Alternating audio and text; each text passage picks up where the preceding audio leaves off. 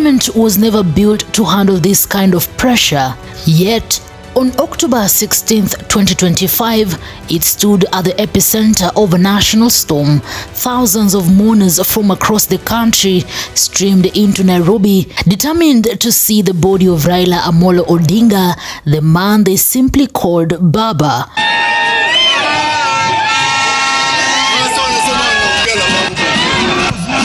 By early morning, the roads around Parliament were clogged with people waving flags and carrying portraits of Raila Odinga. The crowd grew dense, restless, emotional.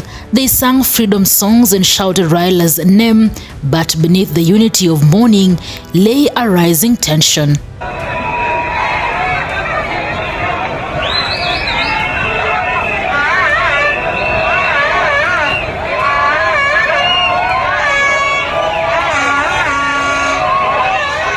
Word began to spread that the public viewing had been moved from Parliament to Kasarani Stadium. The government cited security concerns and unmanageable numbers. To the grieving crowd, it felt like betrayal. Shouts erupted, and frustration quickly turned into agitation.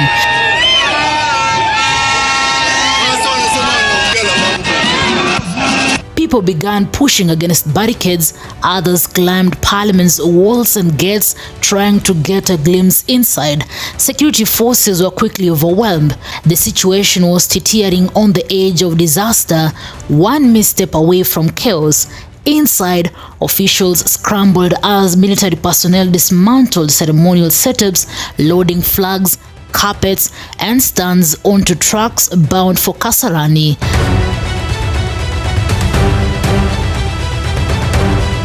Then came a moment that changed the tone of the day. Embakasi East Member of Parliament Babu Owino, known for his influence among the youth, appeared on top of Parliament's gate. Without a microphone, he raised his hands and shouted at the sea of mourners below.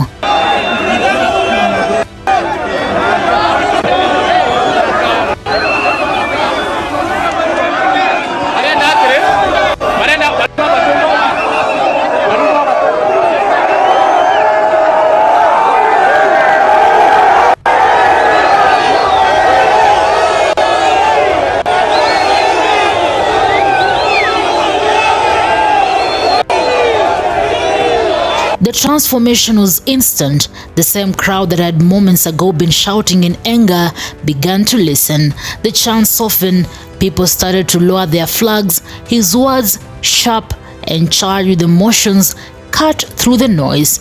Police officers stepped back. It became clear the government had allowed Babu to handle the situation.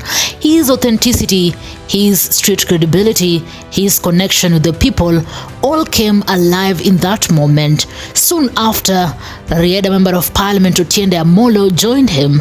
Calm, composed, and deliberate, he addressed the crowd beside Babu. His message was simple but powerful. Quote, "If we truly loved Baba, then let's show it in peace, unity, not chaos." The two MPs, one fiery, one steady, complemented each other perfectly. Behind them, Speaker Wetangula reinforced the government's decision, while Deputy President Kithure Kindiki and Raila's brother Oburu Oginga appealed for order. When I sit, I am aware of the new development, and going by what has happened at the JKIA, the surging numbers of mourners who came to the JKIA could not actually allow the organizing committee of this funeral to have the viewing of the body of His Excellency Raila Odinga to be done at the Parliament buildings.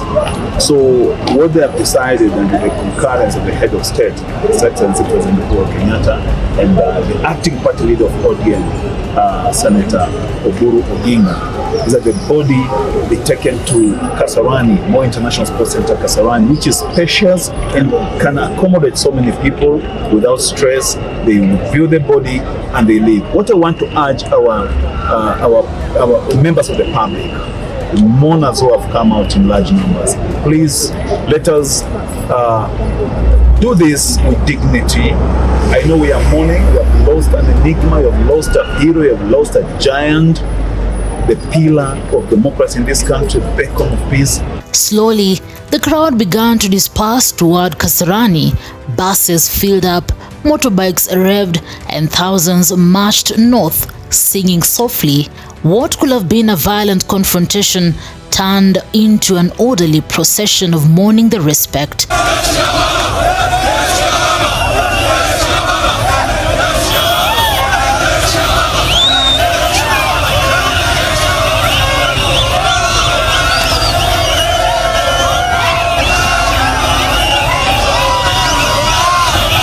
Inside Parliament, silence returned.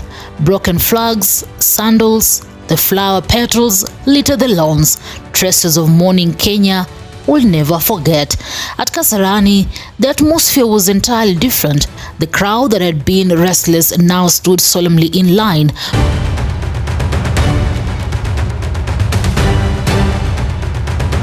The situation quickly spiraled again. The massive turnout far exceeded expectations. By the time the first convoys arrived, the stadium gates were jammed with mourners desperate to enter. Security barriers collapsed under pressure. Within minutes, the pitch itself was flooded. Thousands of Kenyans pouring onto the grass, waving flags, chanting Raila's name, and climbing onto the stands.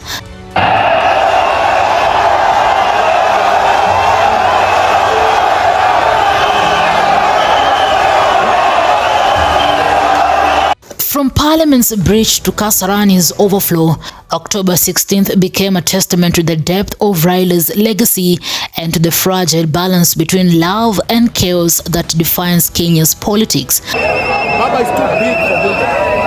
Ukiangalia gate zote, hii gate imejaa, gate ingine huko juu imejaa, gate ya huko chini yote imejaa, na JKA imejaa. Baba being a movement, Bunge cannot be sufficient for him. Kwa sababu hata kupanga queue italeta shida na italeta stampede na tupate casualties wengine, fatalities wengine. Ndio tunaambia wananchi, Baba being an enigma, sisi wote procession yote tuelekee Kasarani. Mwili ushatoka JKA, unaelekea Kasarani straight, na watu wataruhusiwa kuona mwili. Newsroom, Maisha TV, Reader, Kering Chubet.